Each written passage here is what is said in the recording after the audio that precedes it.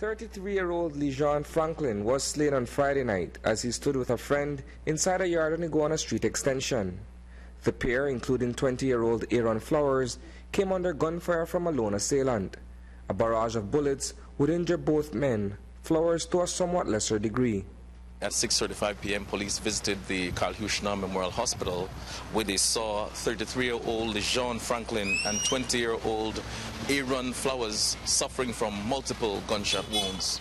Franklin and Flowers are known to Belize City Police for their involvement in separate incidents in the past.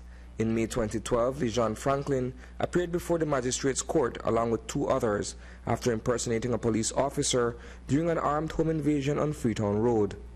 His death on Friday evening would be the first in a series of seemingly unrelated incidents over the holiday weekend.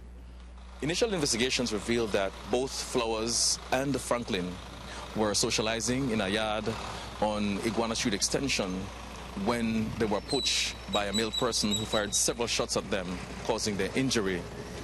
They were both transported, of course, to the Carl Huchner Memorial Hospital, where Franklin sadly succumbed to his injuries while undergoing treatment, and Aaron Flowers is still admitted in a critical condition at the Carl Huchner Memorial Hospital.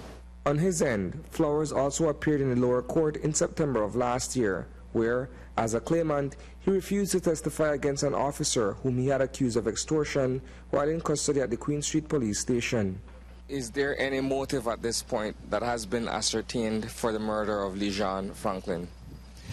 Well, police are following several leads, and as I mentioned earlier, we believe that quite a few of the young people in Belize City, there seems to be this mistrust and misunderstanding between groups of young people who decided to go about, instead of settling their differences in an amicable, peaceful manner, they decide to take matters into their own hands.